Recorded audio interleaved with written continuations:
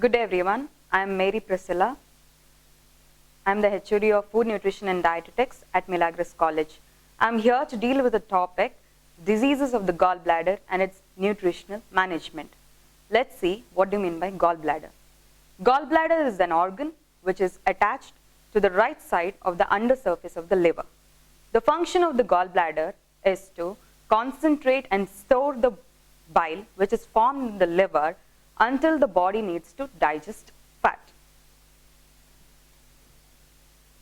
The process involved in gallbladder is the gallbladder pushes the bile which is formed in the liver into the tube called as common bile duct, which then carries it into the small intestine, which then helps in digestion.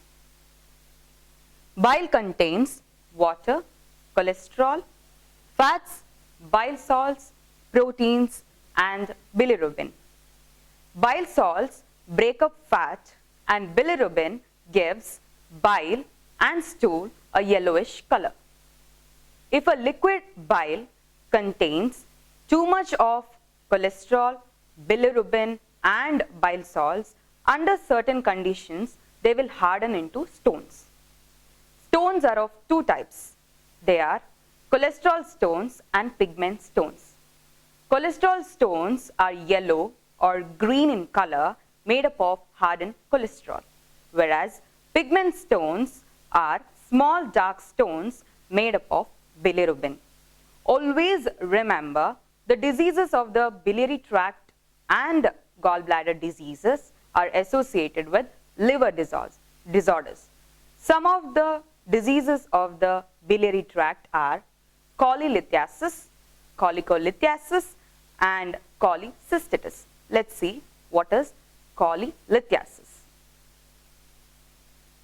Cholelithiasis means the formation of gallstones in the absence of infection of the gallbladder. Here, there are no symptoms. Sometimes the patient will be unaware about the presence. Next is cholelithiasis. When the stones are slipped into the duct called as common bile duct, it produces obstruction, pain, and cramps. Next is cholecystitis. Cholecystitis means inflammation of the gallbladder. So when the gallstones are formed, it will cause obstruction in the tube, which causes the backflow of bile. So once the backflow of bile happens, the walls of the gallbladder becomes inflamed. Inflamed means swelling. Then distended, and sometimes infection can occur. So during such episodes or during such condition, the patient experiences abdominal cramps or pain, nausea, vomiting, flatulence, and sometimes jaundice can also occur. Acute cholecystitis means it can occur without stones. It is highly seen in critically ill patients or when the gallbladder and bile are not stagnant. Stagnant means which shows no activity. Next is chronic cholecystitis. It occurs due to the spontaneous contractile activity of the gallbladder or due to the decreased contractile responsiveness to the hormone cholecystokinin. Cholecystokinin is a hormone which is secreted by the abdominal cells, and it helps in the stimulation of bile from the liver or secretion of enzymes by the pancreas.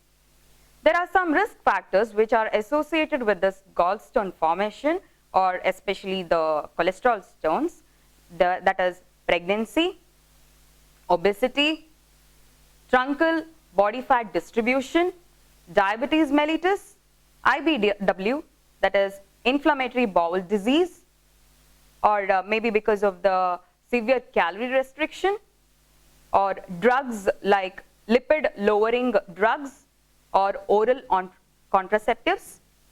So some of these factors are associated. Apart from this, deficiencies like sickle cell anemia, thalassemia, biliary tract infections, liver cirrhosis, alcoholism, and long-term parenteral nutrition can be a factor associated with this gallstone formation. Next, we'll see the nutritional management. The principles of dietary management here will be low fat, high protein diet. So the main aim of the treatment is to reduce discomfort by providing a diet restricted in fat. In an acute attack, a nil by mouth diet followed by an extremely low fat intake to prevent gallbladder stimulation is recommended. So the treatment for this gallstones are cholecystectomy. Here, the removal of gallbladder is done. It's kind of a laparoscopic procedure. Then conservative treatment where chemicals are used to dissolve a stone. Next, lithotropsy. Lithotropsy, it is kind of a shock which is given to the gallbladder.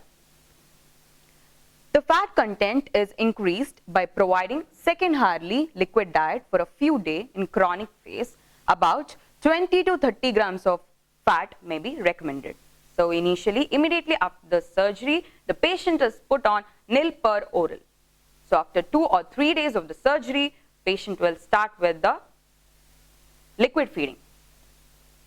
Later, the fat content is increased to 40 to 45 grams according to the patient tolerance. After the symptoms settle, clear soups, toned milk, refined cereals could be given.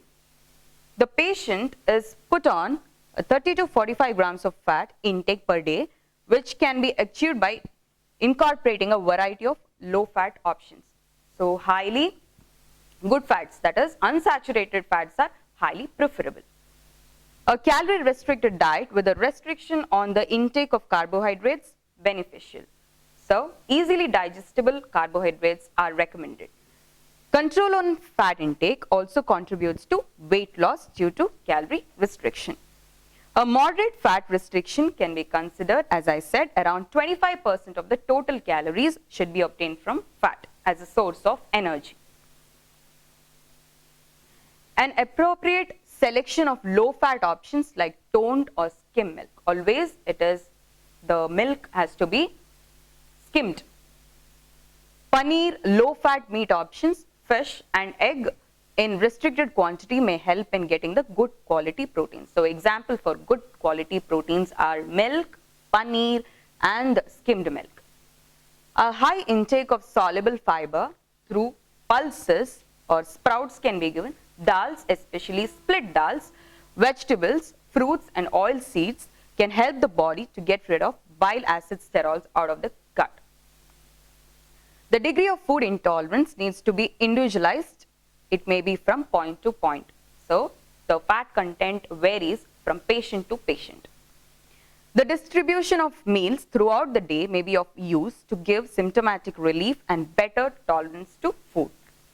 Administration of water soluble forms of fat soluble vitamins may be of benefit in chronic gallbladder diseases as fat malabsorption is suspected.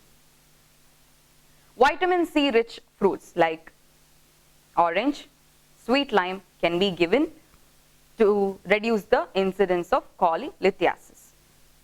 Coffee consumption is highly shown to be effective in controlling the gallstones since it contains caffeine. Caffeine inhibits biliary cholesterol crystallization. So these stones are dissolved with caffeine. It decreases gallbladder fluid absorption and increases hepatic bile flow. So today we have spoken about the diseases of the gallbladder and its nutritional management. Thank you.